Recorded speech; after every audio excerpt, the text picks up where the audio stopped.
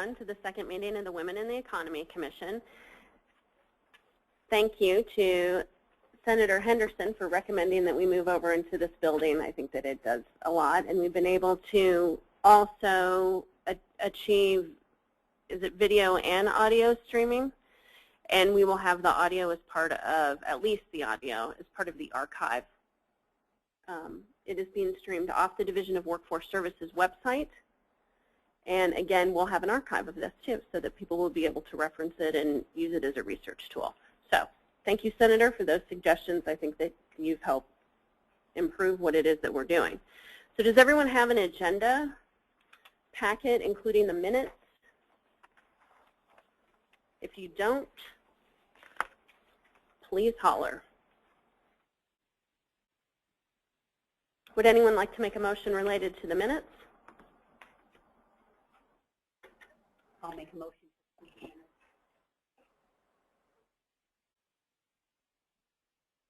Okay, that was a motion by Ms. Barnett, and the second by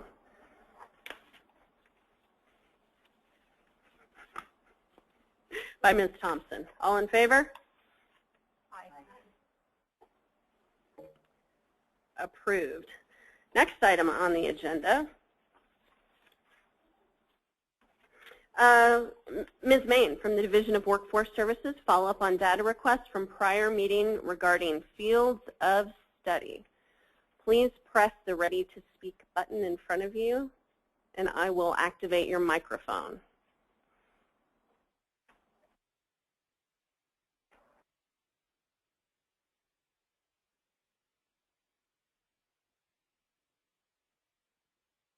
Spreadsheet.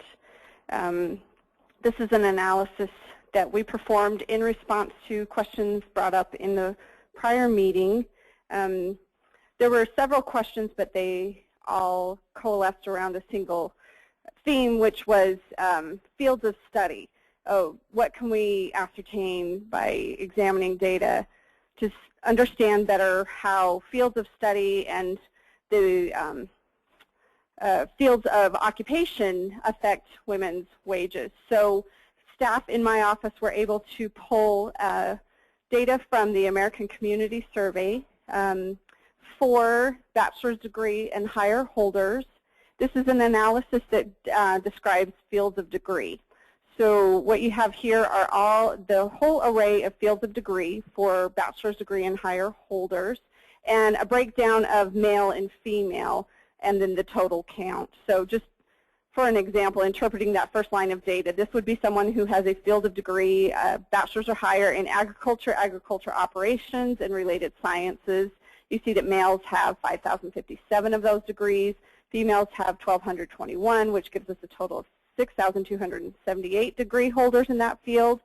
And so then what we did was two different ways of slicing this data. One was to take all of the groups by gender and break out the percentage. So that first percent, 1.9%, shows that of all males who are degree holders, 1.9% of them hold a degree in agricultural field. And then similarly for females, of all the female degree holders, 0.5% hold a degree in agriculture. Then we flipped around the analysis and said, what's the female-male breakout of this particular field? So of agriculture, 80% of the males have the degrees in this field, and 19.4% of the females have the degrees in this field. So it's two different ways to look at it. Few interesting things that popped out in our analysis of the data is looking at females. You see, just when you look at that column that says females as a percent of all females, you'll notice that there's less diversity across all of the occupations. There's over 25% of them concentrated in education. So we'd want to examine further the wages in these fields. We probably all know some anecdotes about the wages there, but we would want to look further into that, seeing as how that they're so heavily concentrated in that area. Other than that, there's really not a whole lot that jumps out after that. The next highest concentration for females is in the health professions, down there third from the bottom. 12.9%, and then the next highest concentration is business management and marketing, which is right below that at 11.9%. Men, there's a little bit more diversity in their spread, although they too have a quarter of their concentration in business management and marketing. So where females have the 0.25% concentrated in education, something that at least anecdotally we see lower wages. For our males, you see that quarter concentration in business and management, where again anecdotally we see higher wages. The next highest concentration was in the social sciences for men at 10.2%, and then the rest were spread out. Next highest was engineering at 9.8%.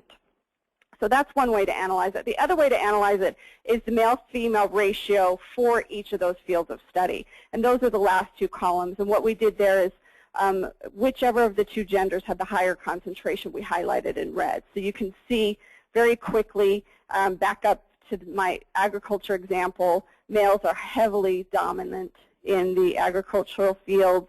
And then you can go through and see some of your key fields of study. We thought, our eyes went straight down to engineering, where you have a high concentration of men, 90% engineering. Now, this is field of study, not occupation, but we think of field of study as that path toward those different occupations.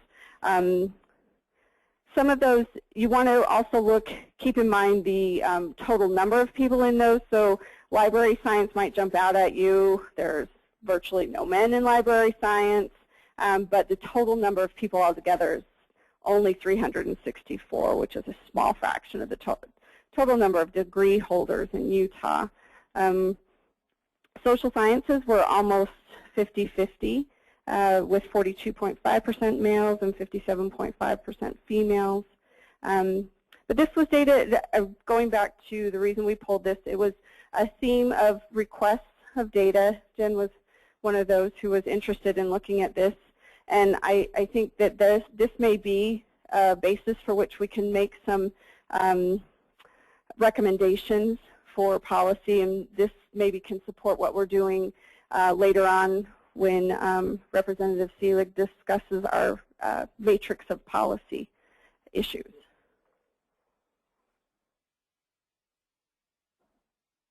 Does anybody have any questions or comments? And I'd like to remind people who just came in, if you would like to speak, please press the Request to Speak button before you, and then I'll turn the mic on. Does anyone have any questions about that?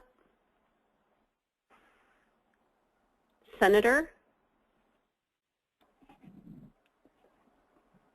Thank you, Madam Chair.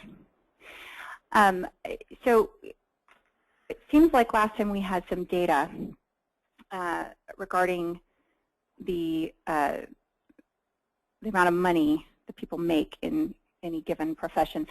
That's not attached to these fields of study. Is that data available? Yeah, we can do some of that analysis, and some of it is pretty direct and easy, like engineering field of study to engineering occupation. Some others get gray, though. Social sciences, did they, are they an attorney or are they a social worker? So there's some gray area, but I think that could be our next step, is to do some aligning when we can. There's also ways to go into this data and actually look at these people's wages and income. So we could also do that if we want to go that route and match it more directly. So a direct match would analyze this population's outcomes, or we could do a more general look at the patterns associating fields of study and occupations. But we can put that on as our next step in analyzing this. If I may ask a follow-up question. So, and then once we have that data, is there, I assume then we break it down to the women in this field versus the men in this field and their average salaries? There's some data on that. It's not quite as strong.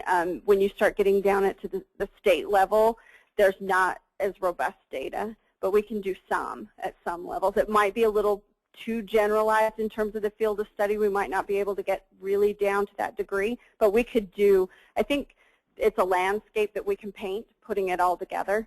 So I agree. I think that makes sense as a next step. Okay, thank you. Thank you.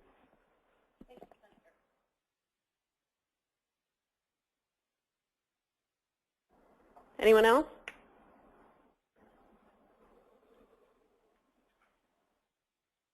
Ms. Burkholder. Thank you.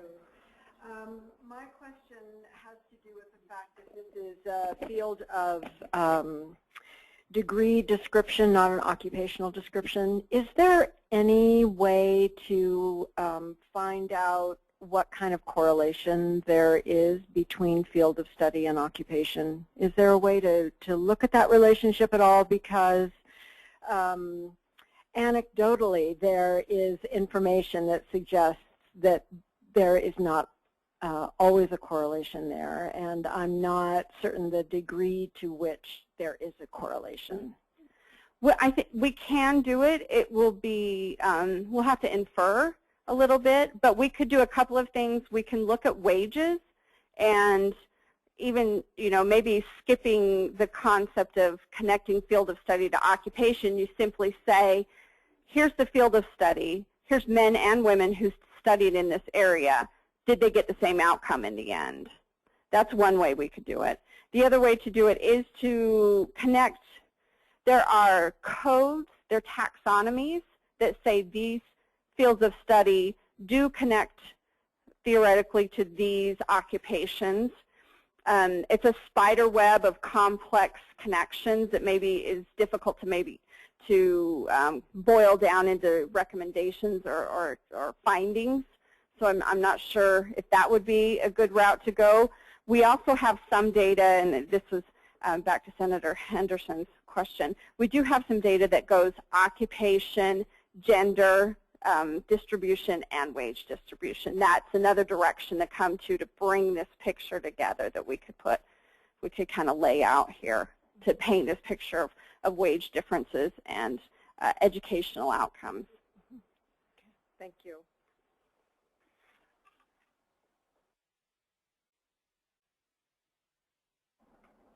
Dr. Robinson?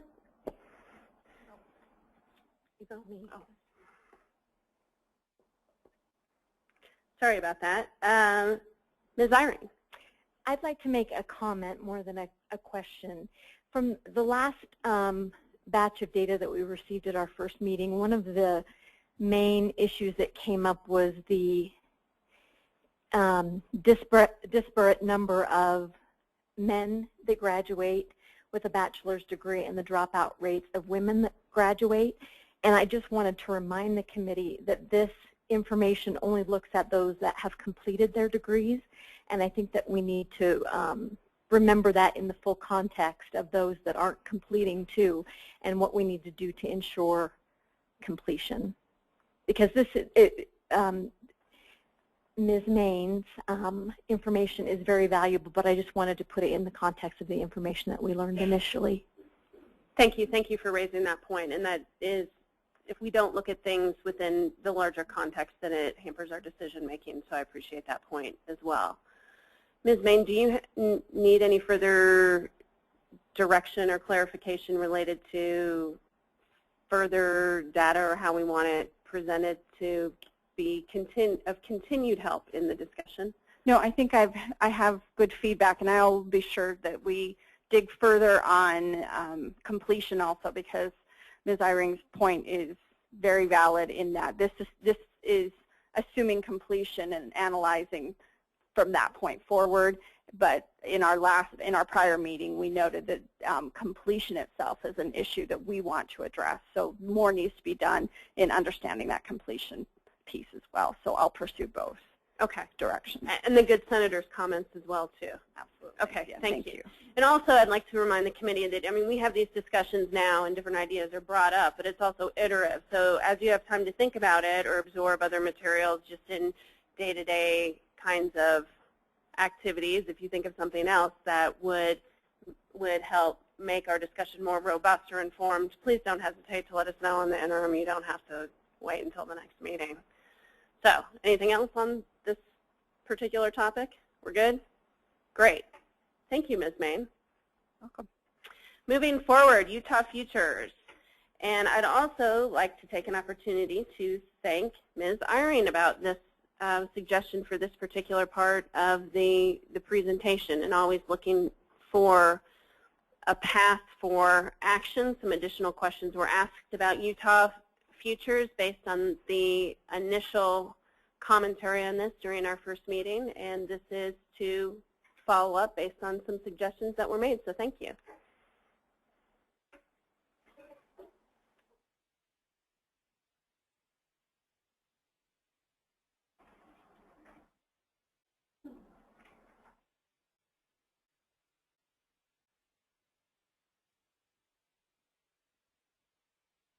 And this is Ms. Tammy Pfeiffer from Governor Herbert's he's Governor Herbert's Education Advisor. The time is yours if you would like to introduce people that are with you. And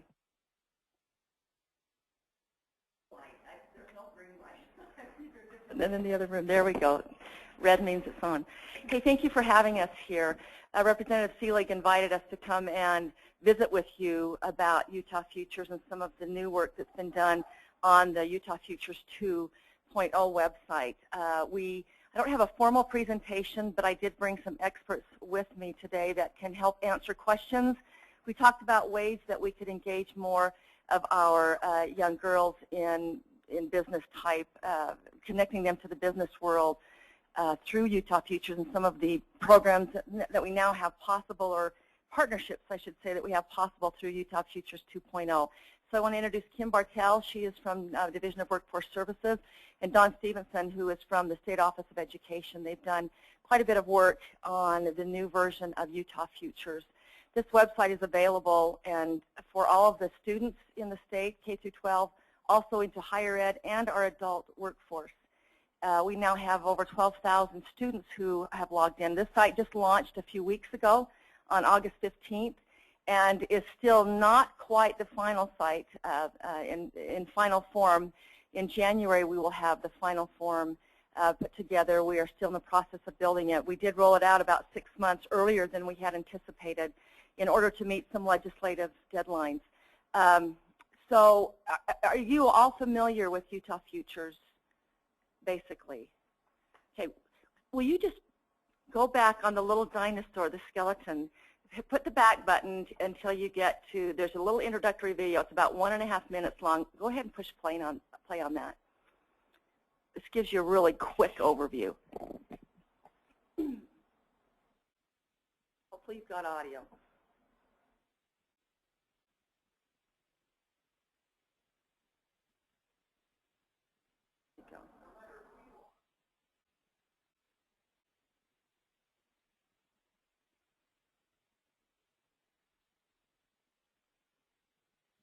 Or maybe you've been working, now you're thinking of training for a new career. Of a bright future is one thing, but how can you make it a reality? The answer starts at utahfutures.org, a website designed to help launch Utahns of all ages into great schools and fantastic careers. At utahfutures.org, you'll find easy-to-use tools and self-assessment that will help you discover what interests you, the things you're good at, and the kinds of schools and careers that are a good fit for you. From there, the site helps you build a concrete plan for how to get where you want to go. For middle and high school students, your plan might include a complete list of college prep classes you need to take. You'll schedule your SAT and ACT and track admission deadlines for your chosen colleges. You'll also learn about applying to and paying for college, including extras like housing, clothes, and anchovy lovers pizza. Meanwhile, utahfutures.org helps adults plan the training and education they'll need to snag an exciting new job. Plus, you can build your resume right on the site and get in-depth guidance on how to find, apply, and interview for jobs. You'll even learn how to negotiate your salary and benefits once you get an offer. To get started, simply create an account on the Utah Futures homepage and begin building your profile. In minutes, you'll be on your way to knowing yourself better and building a complete plan for your future. utahfutures.org. The best way to predict the future is to plan for it. Thank you. If you scroll down to the bottom of that homepage, you'll see all of the different partners that we have who make this system possible for us, from the State Office of Education to UEN, UCAT, higher ed. We have quite a few partners. I think one of the features of this program, this website, that might be of interest to you is the community partners piece. That's something new that we've added, and I'm going to let Kim and Dawn tell you a little bit more about that. So one of the things we wanted to incorporate into the career planning site or education career planning site is the community, an opportunity for people to get involved because there are lots of people who want to get involved. So businesses, colleges, nonprofits can go on this site and they can register, and then they can they can put information about their organization that people can view, and then people can follow them. So students could follow an organization that they're interested in, and then that organization can send them messages and calendaring events to let them know about things that are happening with their company. They can also learn about that company and important things that organization values. Again, for colleges right now, we have the functionality available for them to post scholarships. That's one of the important things right now for Utah is making local scholarships available to students that people don't know about. So they can go on there and they can post scholarships. In the future, we hope to have make it possible for internships, job shadowing, volunteering in schools, that sort of thing to be available on there. And then the beauty of it is it's totally secure. The organization registers and they send out messages and calendar events, but they don't know who they're sending to. It's just a group that's following them. So students' privacy is protected in this way. So we're really excited to engage this. I was just at the Department of Workforce Services today, and they were training the employees we have that work with businesses to go out and work with them, the ones that are interested to get registered. So, did you want to add anything, Dawn? Okay, Dawn, do you want to talk a little bit about how we are getting our students engaged from K through 12 anyway on the site? Yes. I'm Dawn Stevenson, Utah State Office of Education. I have been out doing trainings across the state, showing counselors how to use this new system, helping them understand how students can create their personal homepage. It's really more of a profile because they'll have control over much of the content. We try to guide students through a process that involves exploration, investigating possible career options, looking at programs of study, identifying colleges where they want to go, and also searching for scholarships. And that's one of our Kim and I's evil plans. We make every student look for at least one scholarship for which they might qualify. And for some of our students, it will be a real reach. But we want them to understand when they search by academics, they can find scholarships for which they can qualify with a 2.5 GPA. But if they go to a 3.0, they see that number grows exponentially. So that's part of their plan. They identify at least one career goal, at least one school, and at least one scholarship. And then we help them build a plan through that. They have challenge goals. In their challenge goals, we have included attend school every day and get good grades. And for some of our students, a good grade is an A. For some of them, it's a B. For some kids, a really good grade is a C. So we've tried to make it inclusive and still encourage their best efforts and show them what they get in the long run. And with each of those occupations, we're connected to the DWS 5-star rating system. So for any education area, it shows the jobs that will have the most openings with the higher wages. And just trying to help kids have right at their fingertips some tools that can help them make really informed choices. As a school counselor by training, I'm very aware of our tendency in Utah to reverse the national trend and have fewer women graduating from college. And also that information that came out of Utah Valley University that many of our young women plan to go to college, they just don't plan to complete. So I've really worked with our counselors to help them understand helping students make a plan for completion, whether that terminal degree is a certificate program, a 2-year degree, or a 4-year degree, helping them make good informed choices.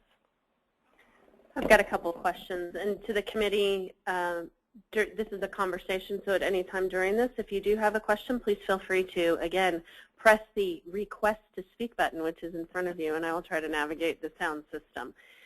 Are there components of this that would be applicable to adults that are reentering the workforce? One thing that we have learned is that particularly for women, their tenure is a bit erratic sometimes due to child care issues or elder care issues or whatever it is, and coming back and forth.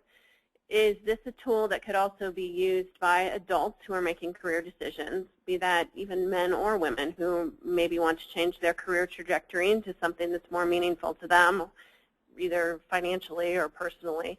So that's my first question. Absolutely. From its inception, we wanted to create a system that would serve all of our Utah residents from late elementary, middle school, all the way through the end of their careers. So yes, all of the tools in there work. I mean, we have a high school orientation or a secondary orientation, but also the adult orientation. Kim, maybe you want to speak to that more, but even in our resume suite, we have an option right there that I'm re-entering the workforce or I'm changing careers, and then we help build resumes from that perspective. Just quickly, through our partnerships, the vision that Dawn talked about, we've involved both USOE, Higher Ed, and the Department of Workforce Services and UCAT in the process of developing this system to meet that exact goal that you're talking about. And this is being implemented at the Department of Workforce Services right now for the customers that we help who are changing jobs for whatever reason, and they need to come, they may be getting training money, or they may just be looking for a new job. So we definitely are there to serve adults. One of the nice things about this program is that this is a Utah solution to Utah challenge. And where the governor's goal of 66 by 2020, it includes the whole adult population. And so this is a tool that has been developed in Utah using technologies that are out there commercially available, but they are plopped into our infrastructure and our platform. So we can improve, we can add, we can redesign. If there are some things that you see, needs that are not being addressed in particular segments of the workforce or population, we're able to respond to that and be very responsive because this is a Utah program. That's something that the evaluation panel, who was tasked with looking at this through SB 34 and deciding whether we should continue to maintain this as a Utah-based site or if we should commercialize it and send it out to an outside vendor, they felt very strongly that this should continue to be housed in Utah, produced by Utahns, meeting the needs of our workforce. So we are very open to any suggestions that you might have, or as we go along the way, this is a dynamic website, and we're happy to make changes or address certain populations or needs that you see that are not being addressed. Thank you. We do have some additional questions from our group. Ms. Barnett. Thank you, Representative Seelig. Thank you for taking your time to come here. We really appreciate it. I am with the Executive Director of Labor Community Services, and I'm also work with Utah Women in the Trades. And that being said, we work very closely with UCAT. I mean, I really enjoy them. I love their programs. Have sent many of my women there. But I'm curious, when a child in high school is on your website, there's nothing that gears them, or is there going to be something towards going to the building trades, to the construction, because you get a 2-year associate's degree in those programs. They're 4- and 5-year programs. And especially with our women, the non-traditional jobs that pay so well, the same as a man for the same exact job. So could you tell me if you're thinking of that, if that's on the radar? Or, thank you. Oh, you're welcome, Judy. Thank you. I actually work in the Career and Technical Education section of the Utah State Office of Education.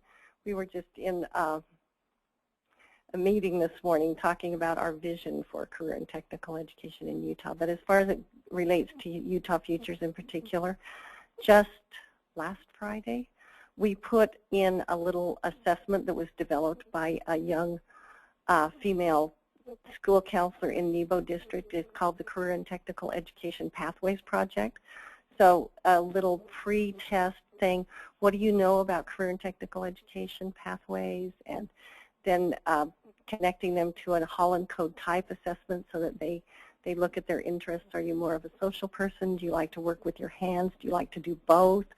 And then helping them align to our recognized 60 CTE pathways in Utah. And yes, promoting very much that idea that your path to success does not require a 4-year degree, that there are many other options for us. And for students, and when I was a school counselor, I tried to help them make 3 basic choices. What are you interested in generally? Where do you want to go to school, including how much time are you willing to put into training beyond high school, and then how will you pay for that? And we try to work all of that into Utah Futures. Can I just add one thing? This is very specific, but there's a really fun assessment in there called Reality Check. And you go through it and you get to choose what you want in your life. It asks you questions like how much do you want to live in a house or an apartment, or you drive a big car, a little car, your bike, you go through. And at the end it tells you how much money you're going to need to support your desired lifestyle. And then it links to occupations that will pay this.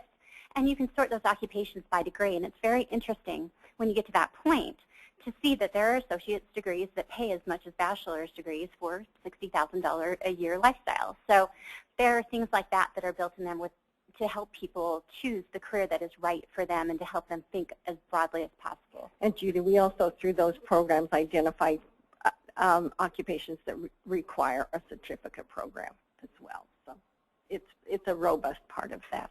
You're welcome. Thank you. Now, I might add that this machine goes in the order that the request was made. So I think that it's Senator Robles next, but we shall see. Yes, Senator Robles, welcome. Thank you. Thanks, Representative Seelig.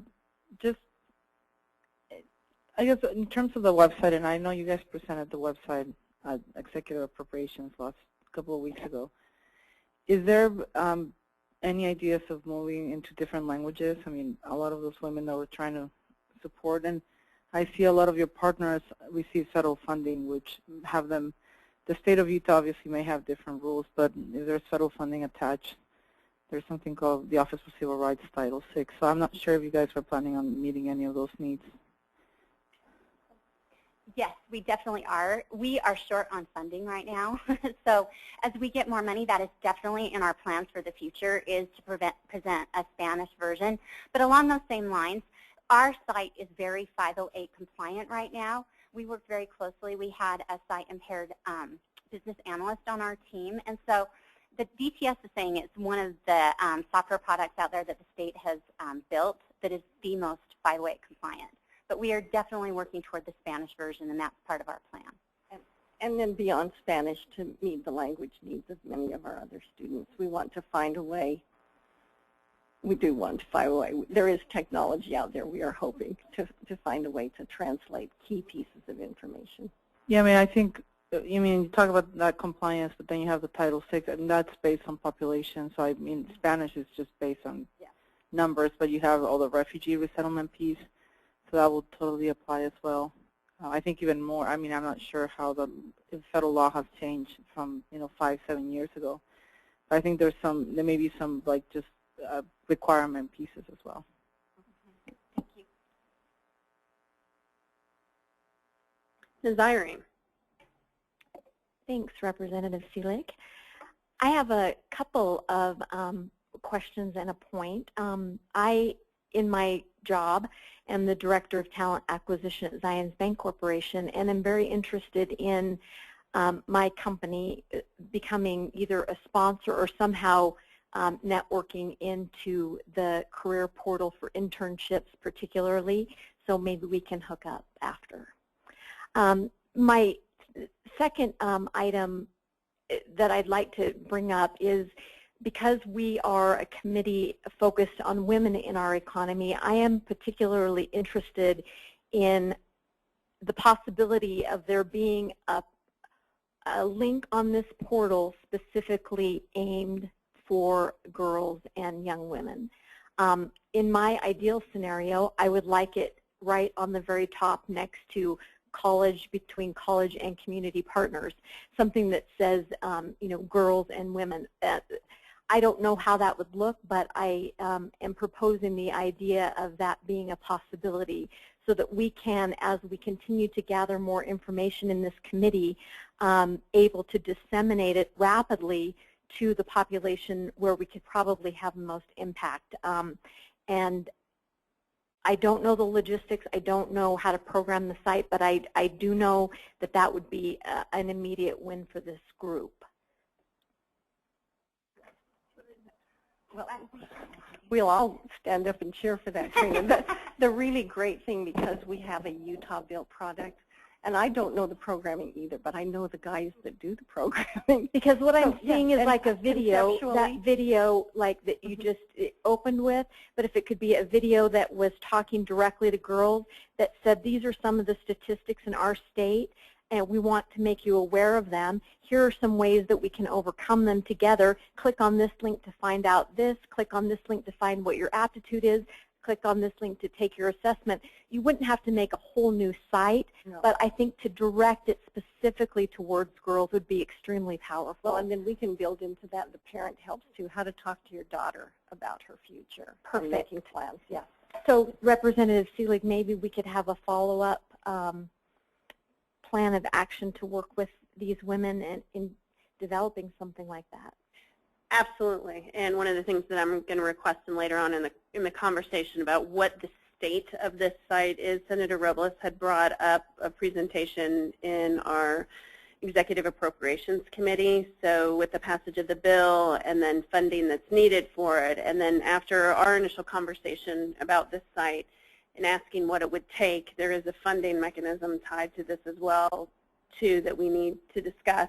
And maybe that becomes a priority for this commission and what it is that we want to work for as a measurable to achieve results. Because I agree with you. I think that that information on the site would be extraordinary. As a matter of fact, at the Council of State Governments meeting in Alaska a few weeks ago, there was a presentation at the Higher Education Committee by the National Association of University Women, and talking to them about non-completion of degrees and degree choices and what that means and what women and what girls are doing. One of the #1 things that the presenter put forward was transparency. Give them the information so they can make educated choices. And I think a lot of times that we need to be able to point them to a place that's comfortable for them with information that may be specific to them. So I think that that's hugely powerful, and I appreciate this suggestion and do agree with you. It's something that we can focus on for as a win in the short term, something concrete. But we can talk a little bit. Well, we've got a couple more questions. Can I just respond to that real quickly? Sure, absolutely. We would love to do those enhancements. It is, as the representative explains, it contingent upon funding. Mm-hmm. We actually don't have any funding right now. That this site is, we're on a wing and a prayer right now. So in January, we will be asking for a supplemental allocation because we didn't get an appropriation for this last year. And then we'll need ongoing appropriations. It's kind of been fiddled with here and there, start and stop, and let's look outside the state. Now, no, let's go ahead and do what you started. It's been very difficult to have ongoing funding appropriated for this. And so we hope that that problem will be resolved in January. And then really there's no limits to what we can do to enhance this website and make it work for Utah. Could you expand on that a little bit? Could you talk about the bill that put this into fruition? I know you mentioned the Senate bill earlier, but maybe mention that.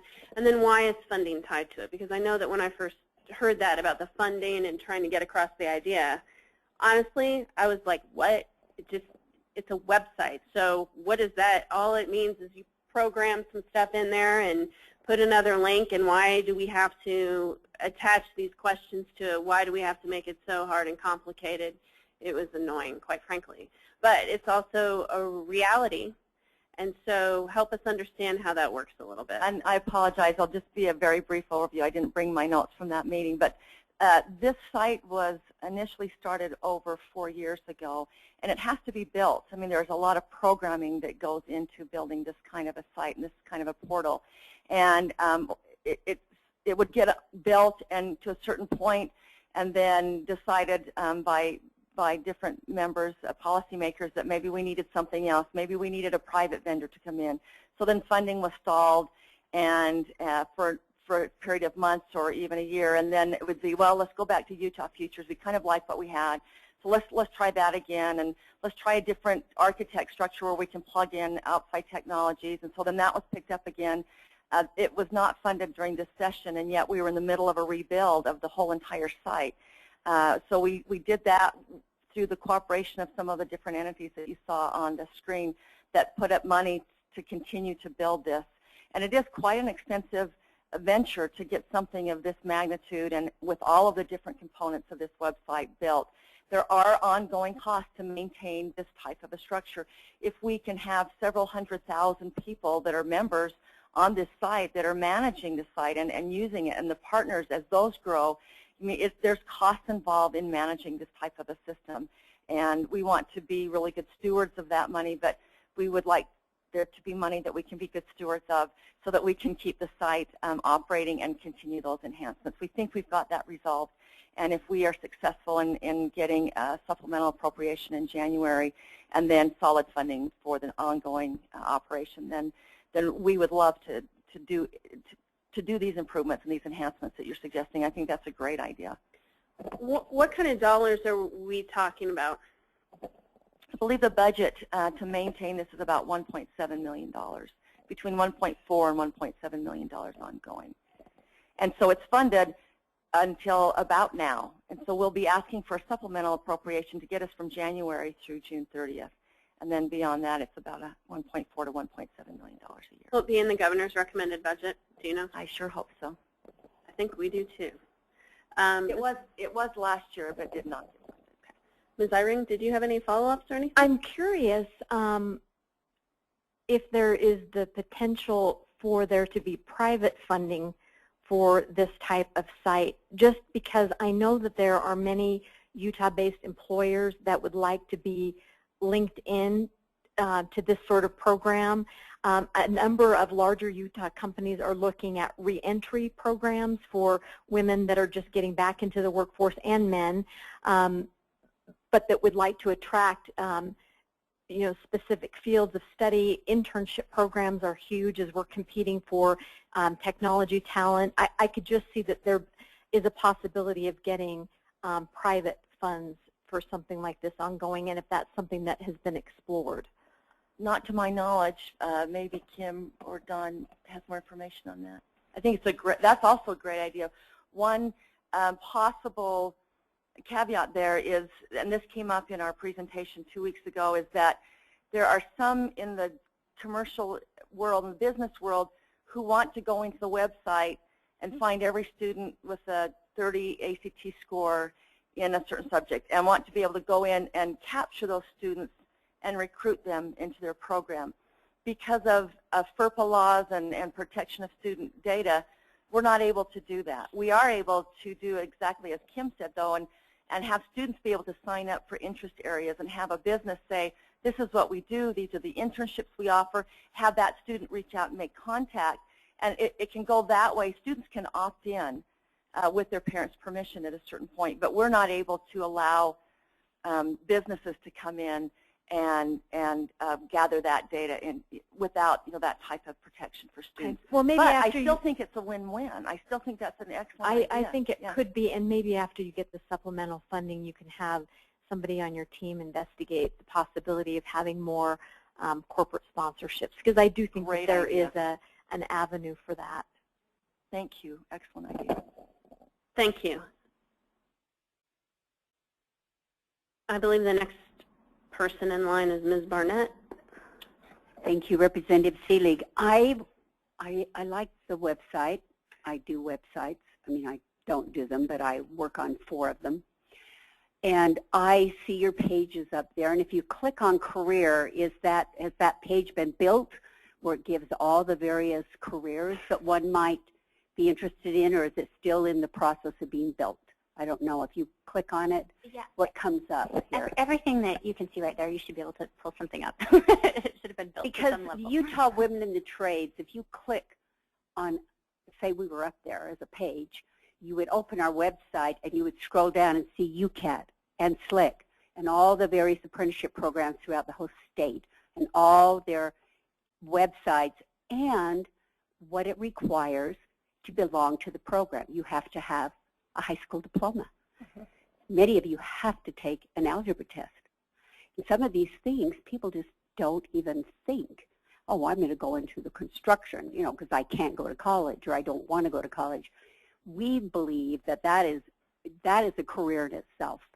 But anyway, that we would be interested in, and I realize it's still in the process, but I'd like to see it more diverse as well. just like Representative Robles, or Senator Robles has mentioned as well. But yeah, it's attractive. Could have pictures of employees, more women. But thank you. Thank you. I believe Senator Henderson. Thank you, Madam Chair. So I realize this is a new website, but I'm wondering if you have analytics that you can actually demonstrate how many people, you've got in the system, how many people are looking at it, what the results are. Is it leading to employment down the road? I mean, I think those are some really valuable questions to ask if I put on my legislator budget hat, looking for ongoing appropriations. And there's a lot of really good ideas out there, but we can only fund so many of them. And so if you were able to demonstrate real results from this sort of website, I think you would have a lot better chance of getting the ongoing appropriations that you need to maintain and to improve it. And I hope I wasn't I didn't mean to sound critical on the appropriations end of it. Oh, no, you didn't. But I just, okay, it's just a reality that we all live with, right? And that was a question that came up in the executive appropriations, or at least in the material they sent me ahead of time, was what type of metrics would you use? And there are all kinds of analytics that we can use that come built in with the website. And those would be things like the number of users, what are the number of potential users that we think should be on the website, how many are actually using the website, how long are they spending on each page, how many pages do they visit, and those data are readily available. I think we'll have to look a little bit more long-term and have some longitudinal data if we're going to see, over 4 years, if we've got someone that signed on as a freshman or a sophomore in high school, and then track those individual users, and then look at the data 4 or 5 years later. What career did they choose? Did they follow a plan? Are they gainfully employed? Does it match up with what they thought they were going to do?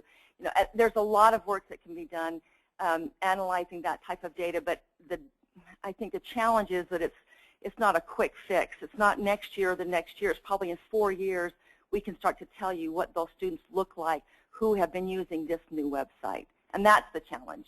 But is it set up to analyze? I mean, because I realize this is brand new, so there's no way you can know right now how effective it is. But in fact, as we're building the administrative piece, the back end, we can build it to collect the analytics that we want to. That's possible with data, that you're able to collect. So we can build in what we want. And I guess if there are business partners, that would be another aspect, I guess, of analytics that you could gather is, right. Which if you're going to go the private partnership route, would be beneficial for businesses to see that, we get on here and we can help steer people into certain careers or certain,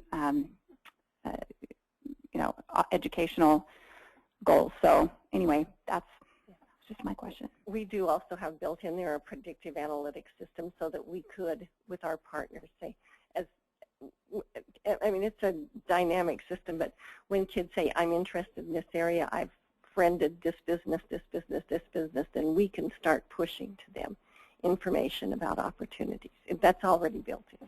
Great. Thank you. Thank you. Great comments. Ms. Burkholder. Thank you, Representative Seelig. My question has to do with the dissemination of information about the website. And again, as everyone else, I acknowledge that it's new. But I'm particularly interested in women who are either have been out of the workforce for many, many years and need to return because of family circumstances of one kind or another.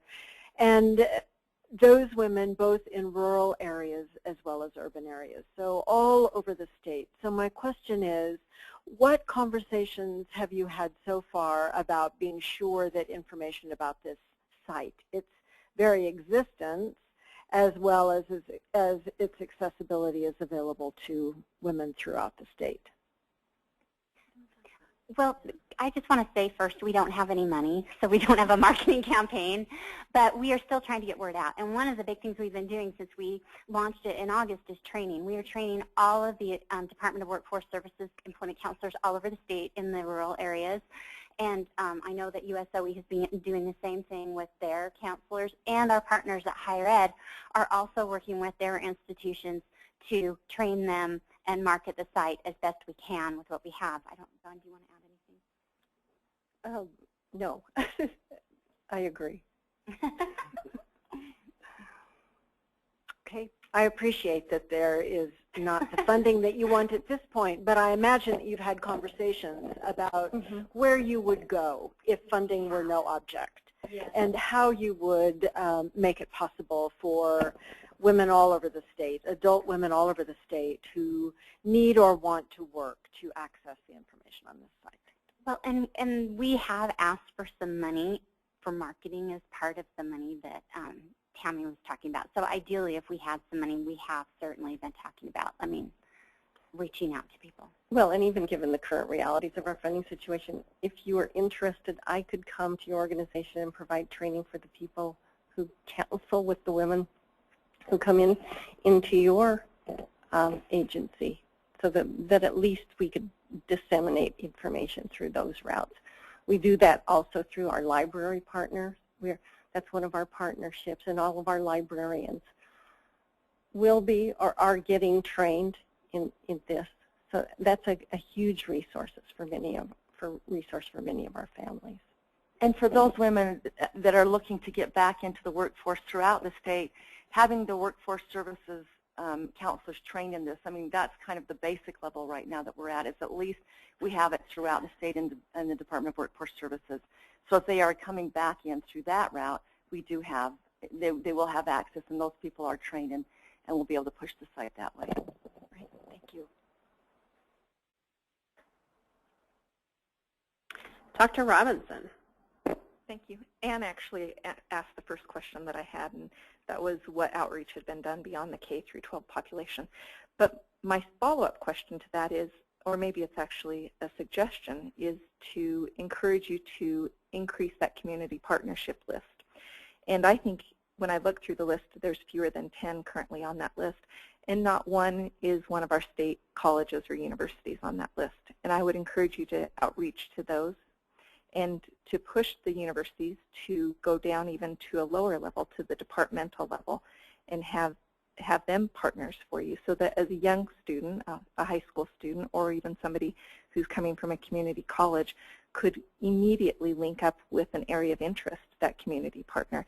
Maybe it's a student who's interested in biology, and they could link up with the biology department, or in sociology, and they could link up with the sociology department. And it's not an expensive thing to do, and I understand your budget limitations here and what you're hoping to do. But that's simply an email to a college advisory team, and then it goes out to the department, and they link up for you. That's an investment of 5 to 10 minutes. So I hope that's helpful as you go forward. Great.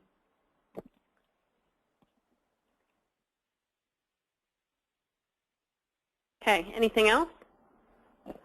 Great ideas. We appreciate this so much. It's hard to know how much I don't know until I find out how much I don't know. These are really, really good ideas, and we're happy to take them back. I've taken some notes, and we hope that we can continue this dialogue towards the beginning of the year as we maybe have some budget money to work with.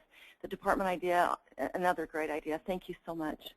What I would ask for is if you all could come back at one of the next couple meetings and go over some of the areas that we talked about, because not only are we interested in providing ideas and feedback, but also working towards or being champions towards different items that we believe will help meet our goals. And so it would help us, based on the conversation today, to have a little bit more information as part of that discussion. So no, please look at us as a potential resource as well. And there are some amazing, energetic people on this committee that will work for things that we believe will help, again, achieve our goals. So the issue of language accessibility came up. So if you all could discuss a little bit more about that. A portal for women and girls, and if you could wave your magic wand, maybe some issues that have come up through the Division of Workforce Services or Higher Ed or whatever information that you think would be particularly applicable as an outline. Again, if you could wave your magic wand, what would it look like? Thirdly, some thoughts on increasing community partnerships. So that would be with private sector, nonprofit sector, and maybe even faith-based sector too, because I know that a lot of organizations link people with jobs or want to help people, and that might be an opportunity as well.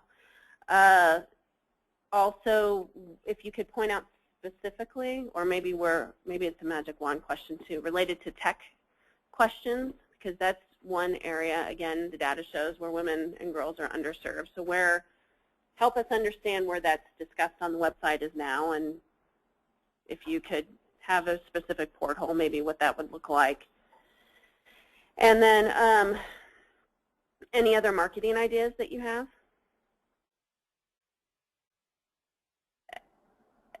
And the Senator Henderson's point was very well taken related to the analytics. And maybe I didn't, can we measure now who's clicking on stuff? Okay, so maybe you could talk to us about that. And then another component of that might be best practices in other places. Now certainly one of the interesting aspects of Utah Futures, again, is that we could potentially tailor it to our own needs. So I know that it might not necessarily be an apples-to-apples comparison, but there's got to be something out there that other areas are doing, and maybe they've got information that could help better inform us. Senator, we're talking about your analytics questions and then follow up, because that was a very good point that you had made. And certainly vendors have got to have some kind of information out there about even access to information and how that's helpful. Did I miss anything? Okay. Thank you all so much for your time. We really appreciate it. And please know, thank you. I'll underscore the part about the partnership aspect of this too, and what you have and the potentiality of us as well for the project. Very good. Thank you. See you next time. Thank you.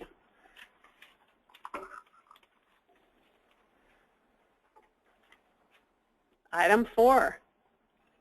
Women in Entrepreneurship, Ms. Thompson.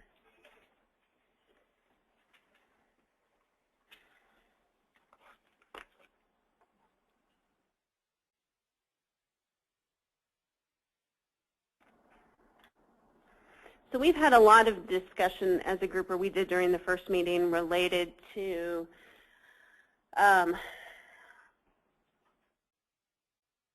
certain aspects of women being in the workforce, and we want to make sure that we include entrepreneurial or business ownership activities and innovation.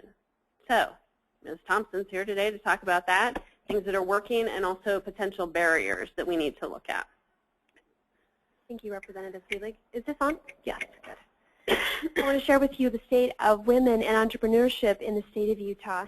And most of this information came from American Express Open Report on the state of women in business in our country. And then, of course, information on our state individually. Let's go to the next slide. I just wanted to define women-owned business because there may be a little bit more to it than most people understand. A women-owned business is defined as a business that has majority ownership by one woman or more women, control of that company, which does include the ability to make changes to the company. When we talk to our clients, the Women's Business Center, if they work with a spouse, we ask them, are you able to fire your spouse if you need to? We're talking about control of the company and making sure that there's not an entity or a person that has more control than she does or they do. Also, the responsibility in the company for day-to-day management operations, as well as short-term and long-term planning. And most often, they should be the highest compensated employee. So that's the definition of a woman-owned business. We'll go to the next slide. As of right now, in 2014, the statistic is that 1 in every 3 businesses is owned by a woman, is classified as a woman-owned business. This may be a little bit more than you had anticipated, but it's a great thing that's been happening in our country. Let's go to the next slide. Every single day, there are over 1,200 net businesses created in our country by women. That is double the rate of only 3 years ago. Next slide. All in all, we have 9.1 million women-owned enterprises in our country, employing 7.9 million workers and contributing and generating $1.4 trillion in revenue. Next slide. Since 1997, which is a big pivotal time that American Express Open Report has reported from, we've been able to increase women-owned businesses by 68%, increased revenue of those businesses by 72%, and added 11% more jobs. Go to the next slide. Basically, the women-owned businesses are growing at 1.5 times the rate of other groups of people, including male-owned businesses, minority small businesses. We're leading the pack in owning and starting new businesses. Perfect. So here's some of the areas that have been increasing more than others for our women-owned businesses. This should look pretty similar to our education and employment as well. Services is up 128%, administration and waste services 60%, arts, entertainment, recreation 47%, healthcare and social assistance is 44%. All right, so our concentration of women-owned firms by industry is listed here. I'm not sure if you can see that very well, but I can share with you some of the areas where women-owned businesses are more concentrated than others, and they include some of the same areas that we mentioned before. Of women-owned businesses, 66% of them are in 5 sectors alone, and they are healthcare and social assistance, other services, professional scientific technical services, retail trade, and administrative support and waste management. The lowest areas of concentration for women-owned businesses in our country are construction, which is only 7%, transportation and warehousing, 11%, wholesale trade at 19%, and finance and insurance at 20%. I'm going to show some numbers of our businesses here in the state of Utah that really reflect the same percentages as the national averages. All right, let's go back to the other one just for a moment. I also neglected to mention just a moment ago that since 1997, women-owned businesses have added 274,000 jobs to our economy. Let's go on to the next one. So those are the wonderful numbers that we hear, and we're very excited about women starting new businesses and daring to be the CEO of those companies. But there is a disparity. And although those percentages are pretty high, 30%, the disparity is in the contribution to the economy. And basically, small businesses are not able to compete with publicly traded companies because they only employ 6% of the workforce, yet they own 30% of the businesses. They contribute only 4% of revenue. So let's go to the next slide that really shows us. Most women-owned businesses do not have any employees other than themselves or maybe just one. You can't really see the table very well, but I'm going to describe it to you. Of the total U.S. firms that are owned by women of this year, that's just over 9 million. See, most of them fall in 8,249,000 firms have no employees other than the business owner. 1 to 4 employees is another 500,000, and from there on down, 5 employees or more, we're just in the 100,000 or less. Most women-owned businesses are very small. They're considered micro businesses. All right. Let's see. All right. The average size of a woman-owned business has not changed for the last 17 years, although businesses have, I guess the number of businesses has increased, but the average size has not. All right, but one good thing is that the growth in the United States for women-owned businesses, the strongest areas of growth are in mid-sized firms. So we are seeing an increase in areas that are more hopeful and also bring more revenue to our economy. Next step. In Utah, it's estimated that there are 7,300 women business owners and women-owned businesses in our state. This is our comparison to the other states in our union. Utah ranks higher than the national average for growth in women-owned firms, so we're actually above the average. And also, if you go to the next one, Utah ranks 4th in growth in firm revenue, which is always a good thing, especially when we're so far below the average for a business. But we rank 30th in the growth of employment. We are not employing very many people on average, although there are some businesses that employ a lot of people. And we haven't really talked about the difference between which businesses are small and which ones are big. But overall, we're not very good at hiring employees or starting businesses that need extra employees.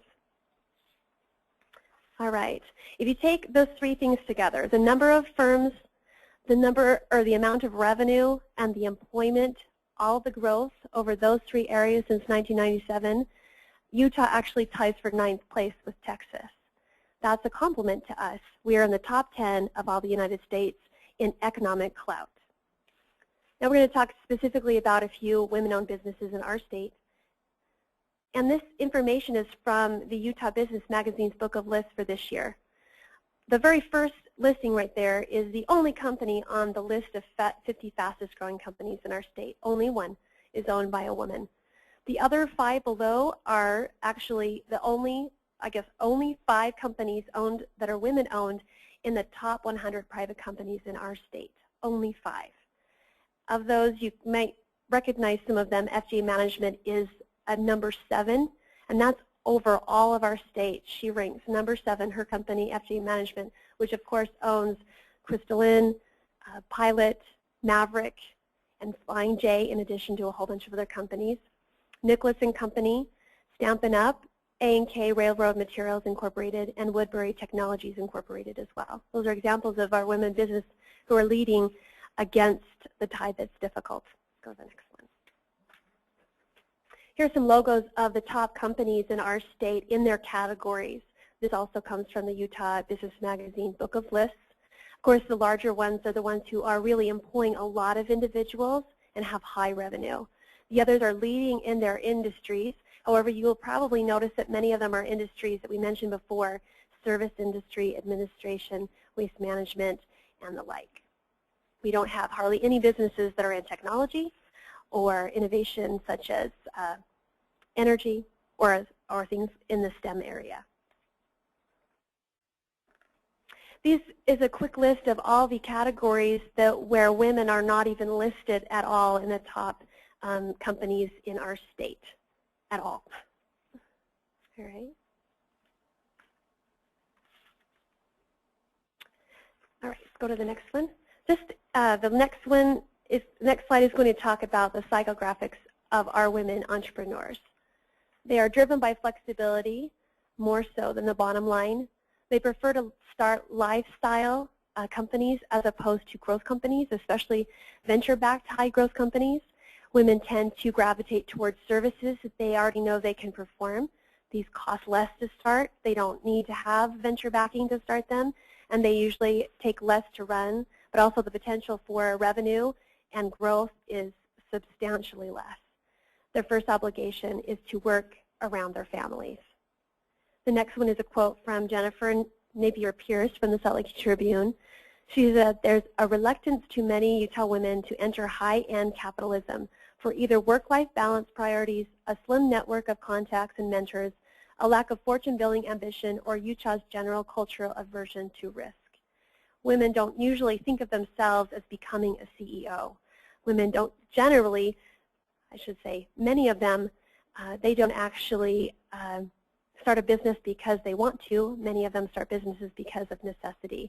And we'll find that many of the women who are in the top companies in our state started their businesses out of necessity, or they acquired it through a family event. Let's go to the next one. There are 3 problems that I would like to share with you in women's entrepreneurship in our state. The first is fair access to capital. This is very similar to the national average. Although women-owned businesses account for 30% of small companies, they receive only 4.4% of the total dollars in conventional small business loans. The total loans that they have or are able to get are only 16% of all loans for commercial business, and only 4.4% of the money. That means they're gaining smaller amounts of loans, I guess I should say, smaller amount of loans than men, and those loans are for smaller amounts of money. That amounts to $1 for every 23 spin loan that goes to a women-owned business. The second problem is lower salary and compensation. Through my study, I found that on average, women business owners pay themselves 80% of what men do. And there are reasons for this, not just one or two, but I think part of it might be that women don't realize that their contemporaries are paying themselves more. It may be difficult to know what others are paying themselves, especially if they're private corporations and not public. The third problem is federal contracting. Let's go to the next one. Insufficient federal contracting jobs for women. Although U.S. women-owned firms make up 30% of total businesses, the U.S. Yes. Sorry to interrupt. We do have a question. Sure. Thank you. Senator Henderson. Thank you, Madam Chair. I would just like to go back to the problem number 1, fair access to capital. And I just have a question. Do you know, and I don't know if you do or not, but is that because are they not getting loans because they're not trying to get loans? They don't need as many loans? They don't need as much money? Or are they trying and just being rejected? I think it's a combination of both. I know that the rate of women being accepted and being awarded loans is lower than male-owned businesses, but also many of them don't try to apply for larger loans. They're going to micro loans first, or they're not even starting businesses that need as much as other businesses as well. So I think it's a combination of both. And I think that's a fair distinction to make. I mean, if they're just not trying for loans, that's one thing. But if they're trying and just being denied at a greater rate, that would be something that maybe ought to be looked into. I think we should look into both.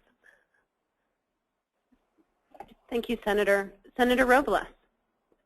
Thank you, Madam Chair. I was just talking to my colleague from Science Bank, so I'll put my hat.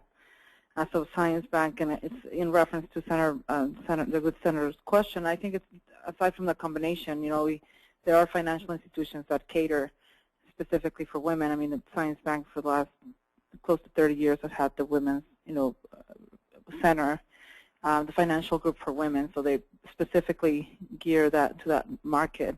But historically, they've been discriminated. I mean, hence why there's a lot of laws at the federal level that protect that, which is the same, and was taking me to the next question, your last slide that you were explaining with the federal contracts.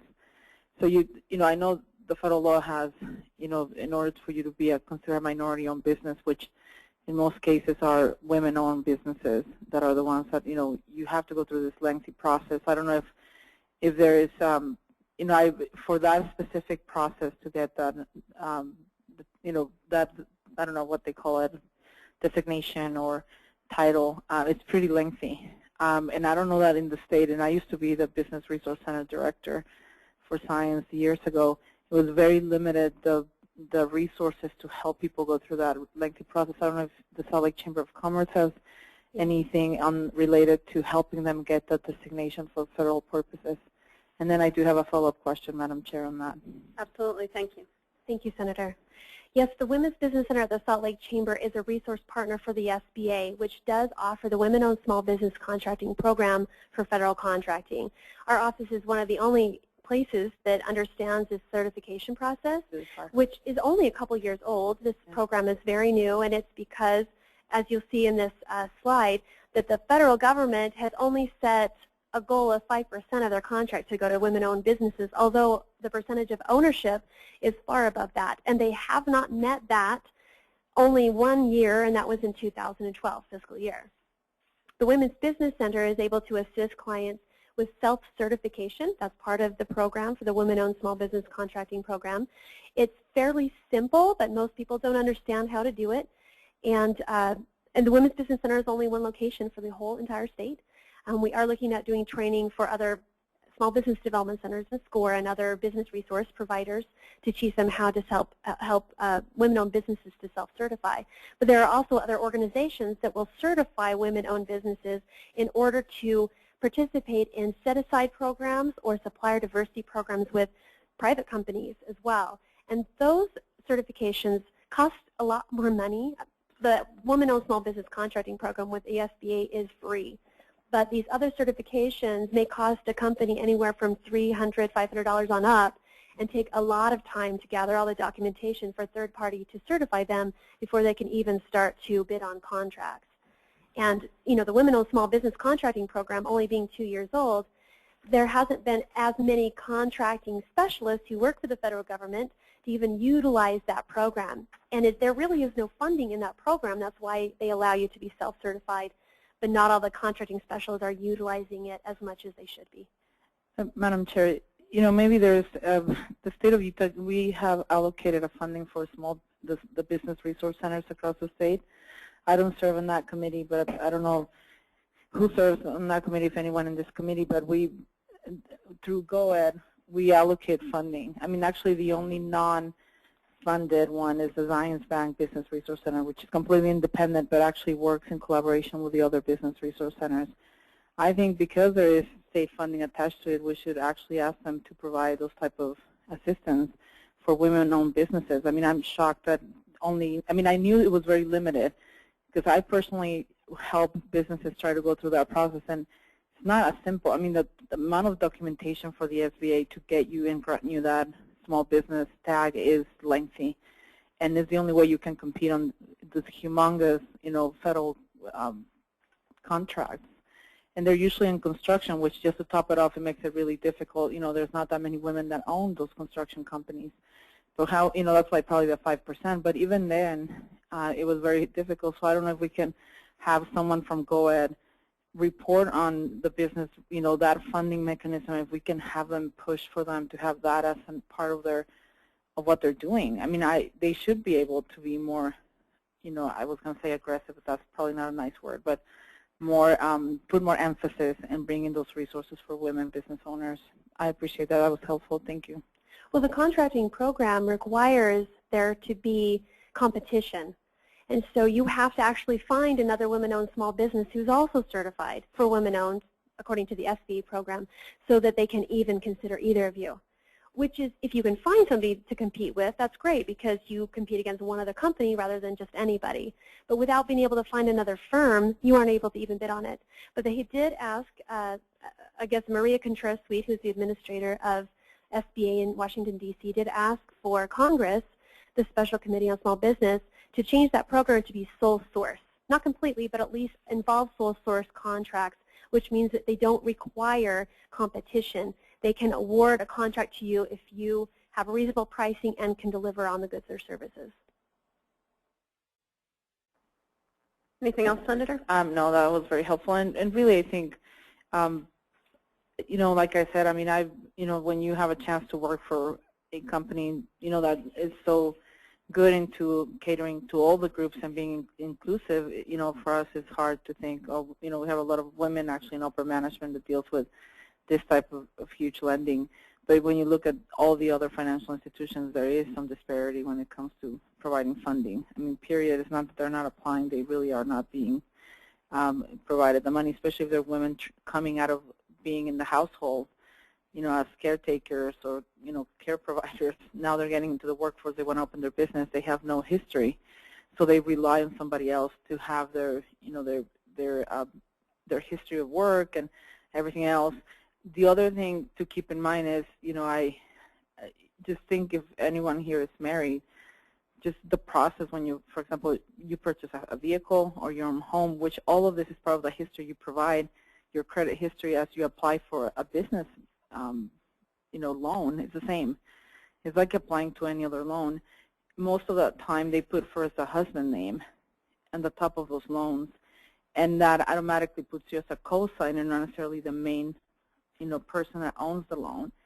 So, we need to start educating women that they need to have a conversation with their spouse or partner that if they're going to be, that's like a de facto. I mean, it's sad to say, but you go and purchase a car, they first put your husband versus you. And so all of that affects when you're applying for a loan because they look at your own personal, we call them famous 5 C's, right? And one of them is that component of your own credit.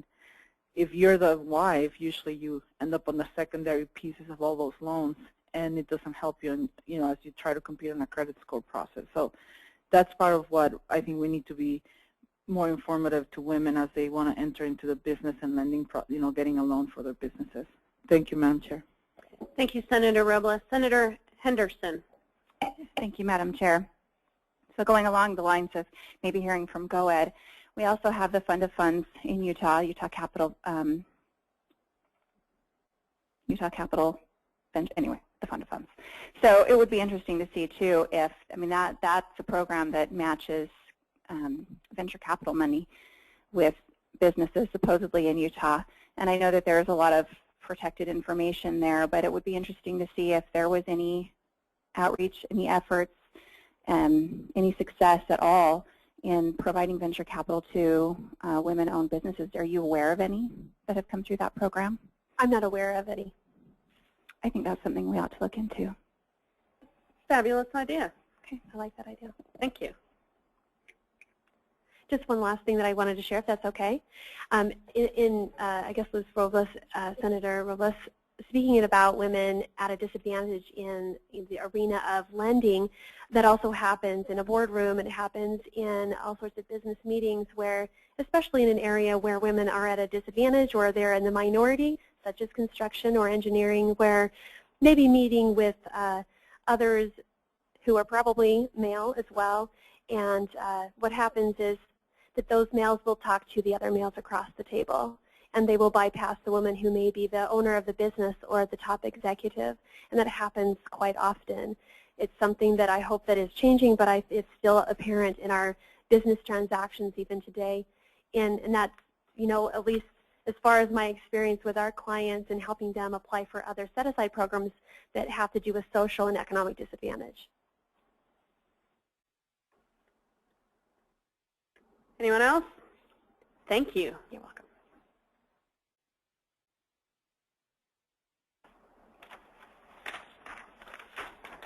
Okay, next item. Number 5, this would be me, briefing on interactions with Department of Labor Women's Bureau.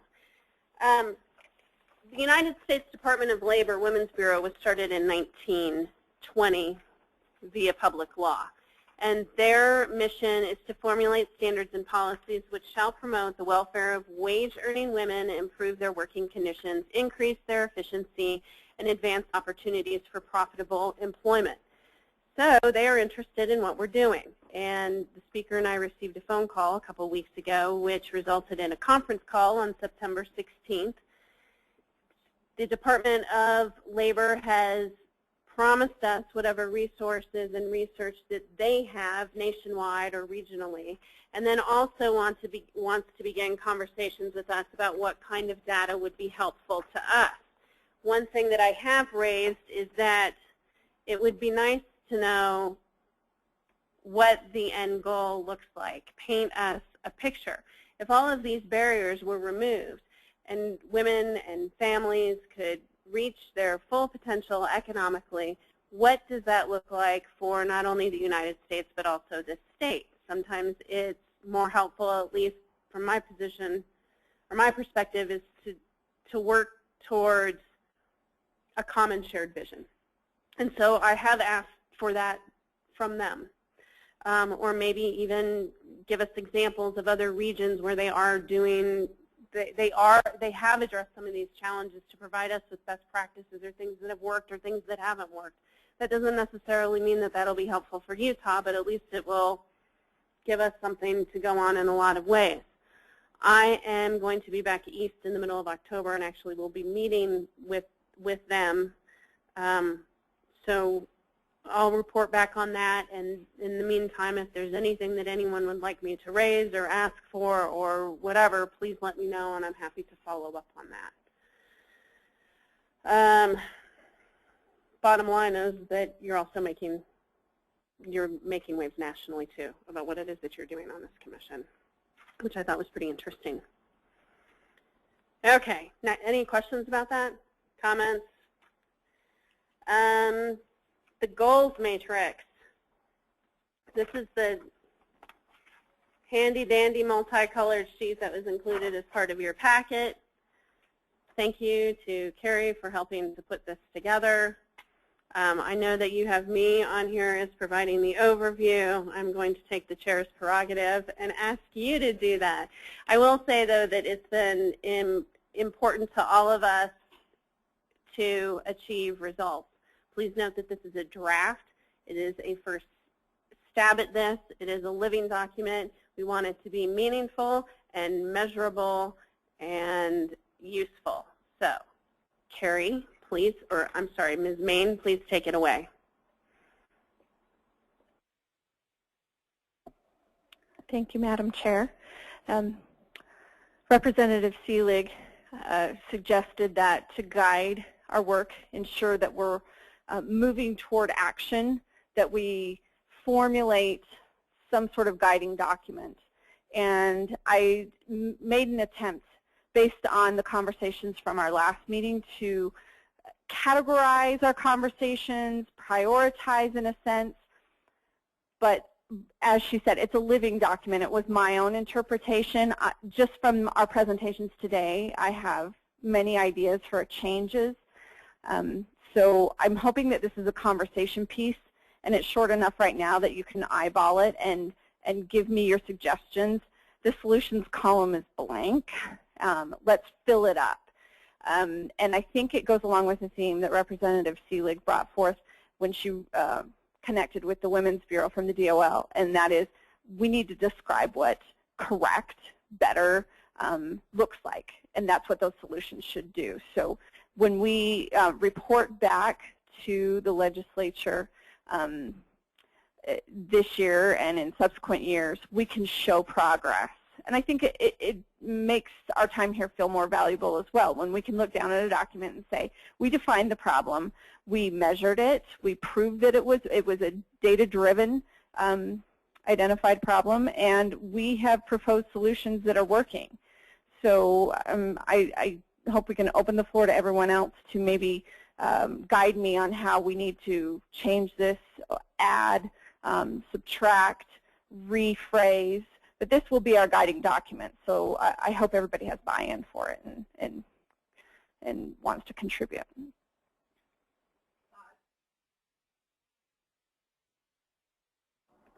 Thoughts, suggestions? I can maybe just start talking through my explain. I thought it seemed as though we had 4 themes running.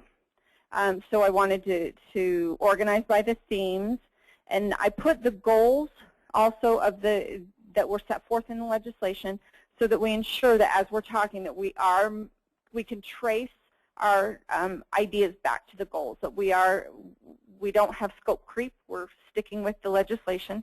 The issues, the 4 areas, I thought we've got culture, socialization, and work-life balance. I think those all fit together. I thought of things such as the issue that Senator Henderson brought forth in our prior meeting about socializing and how it can become, our norms of socializing can become barriers to career networking. I thought that was a very important concept that we ought to dig into. So that was one example of something that fit into culture, socialization, and work-life balance. Educational attainment, I think we all agree is tantamount. Then I had tenure, experience, and opportunity as a 3rd issue area, and then the 4th is that occupational choice. I wonder if everyone feels as though those 4 categories reflect everything that we feel as a commission are the issues that we hope we can walk away from this commission having said we addressed and helped improve women's lives in these areas.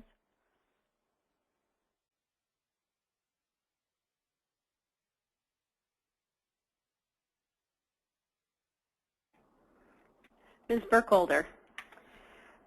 I think this is a good list.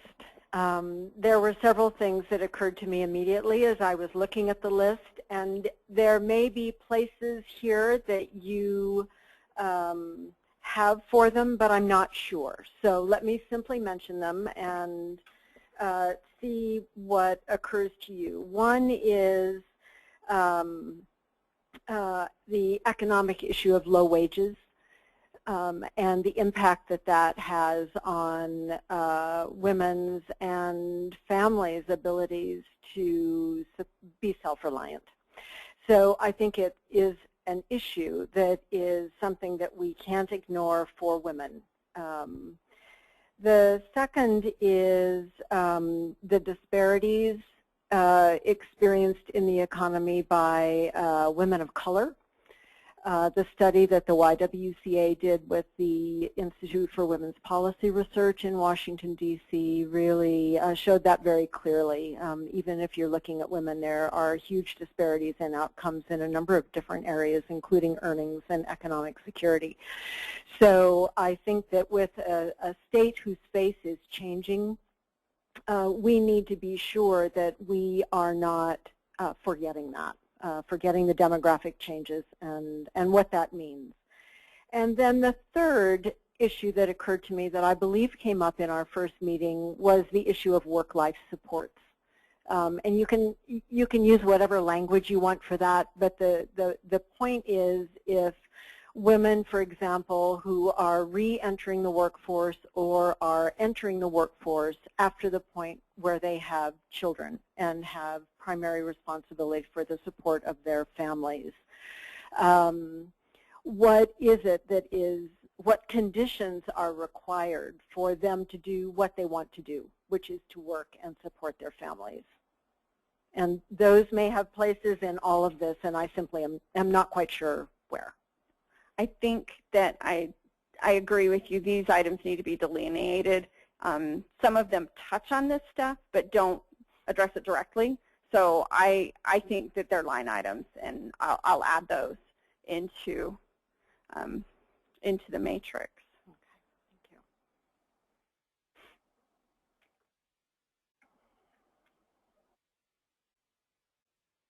I had a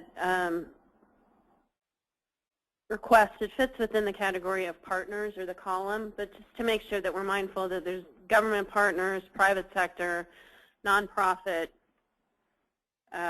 faith-based, whatever, just so we make sure that we're open to whatever potential possibilities are out there.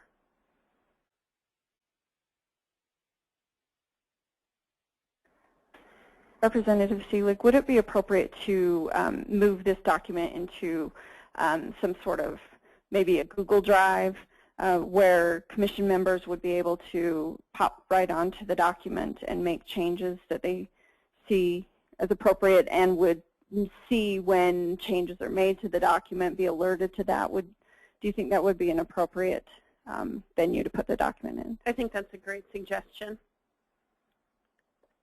Senator Henderson. Thank you, Madam Chair. Just touching on the issue that you mentioned with partners, faith-based partners. I mean, we've got a lot of, I don't know how to put this, a lot of these issues, I guess I have to be careful here. A lot of these issues arise from faith-based beliefs. And I'm not saying that in a negative way at all. I mean, that's my faith, the predominant faith in Utah. But I so relate. I so relate to this, to these problems. And adding the faith to the partnerships is, I think, paramount to overcoming some of these issues. You know, education is something that I think all faiths want their women and men to be educated, and yet there seems to be some little cultural funniness going on here that I don't think is intentional on the part of major religions. I really don't believe it's intentional. So I think adding them to our list of partners is probably appropriate and necessary. Thank you for that feedback.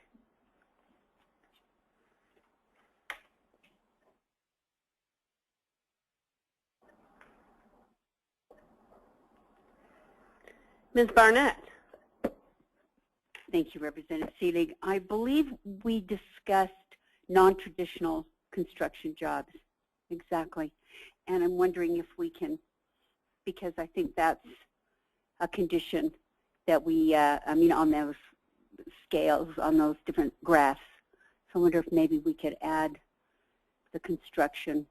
That makes sense as part of this occupational choice category, to focus on non-traditional jobs as a solution to some of our wage issues that we've brought up. Because I see your part, you've got UCAT as well, and that's, you know, they have technical as well as construction and apprenticeship programs as well. So, yeah, be nice. Thank you.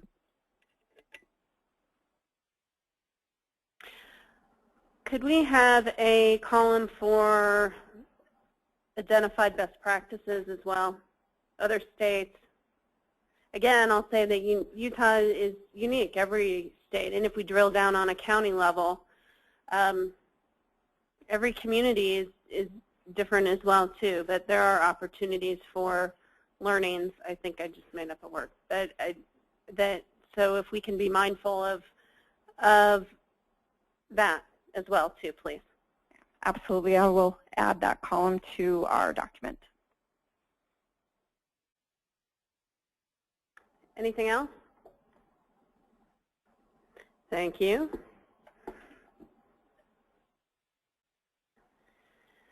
Next item, scheduling meetings for the rest of 2014. We had, Ms. Main, do you want to talk about this? I mean, I think we sent out you all sent out, you all as in the Division of Workforce Services who has taken the lead with this, so thank you for all your work in helping all this come together. What works for you, and let's take the temperature of the committee to see what sort of device for scheduling works for them as well. Please press the ready to speak button. Thank you. I think the doodle poll device worked very well. Maybe if commission members could take time out of their schedules in the next, by the end of this week, to maybe just give any scheduling pointers to us. I'm always out on Fridays. I don't do meetings on Mondays. Those sorts of things. We can then formulate some suggested dates. Frequency is something I would like to get Representative Seelig and other members' feelings on moving, knowing that we're losing our 2 co-chairs by the end of the year and would like to get as much from them as possible. Before then, how frequently would you like to, how many more meetings would you all like to have before the end of 2014? 3? Okay, so maybe try for October, November, and December possibly. Yes, please. Okay. So if everyone, maybe it could put a reminder on your calendar by Friday to email Gail. You've received emails from Gail on scheduling and other notices. If you could email her and let her know any quirks in your schedule, and we'll do our best to have multiple options for each of those 3 meetings until the end of the year. Thank you. I would like to honor Gail. Gail, could you please introduce yourself? The microphone there is on.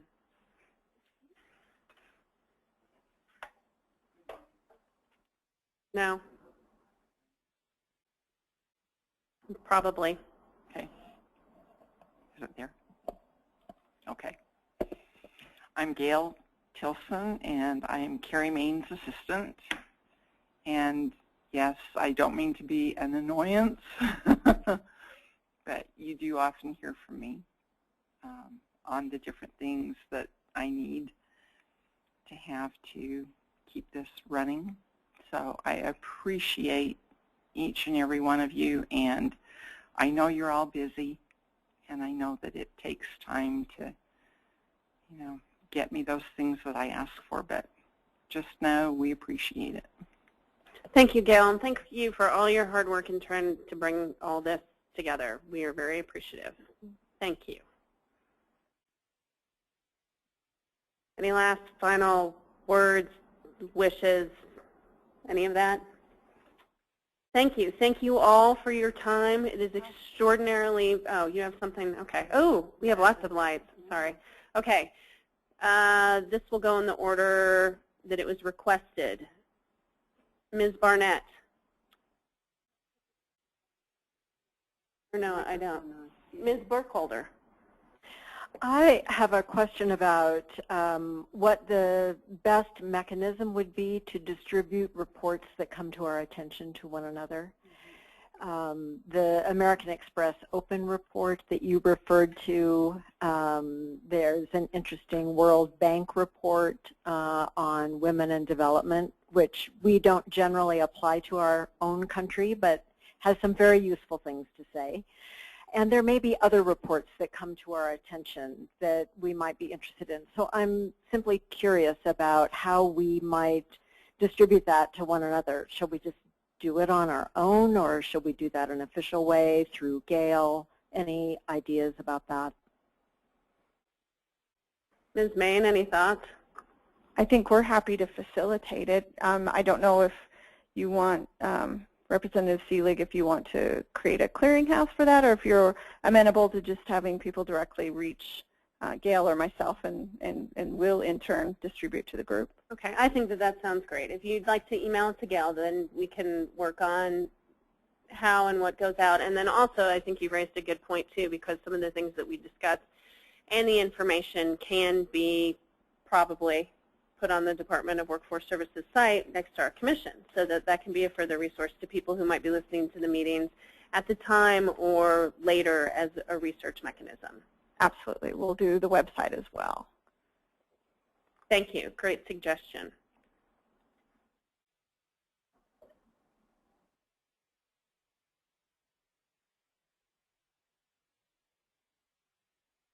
Is that Dr. Robinson? No?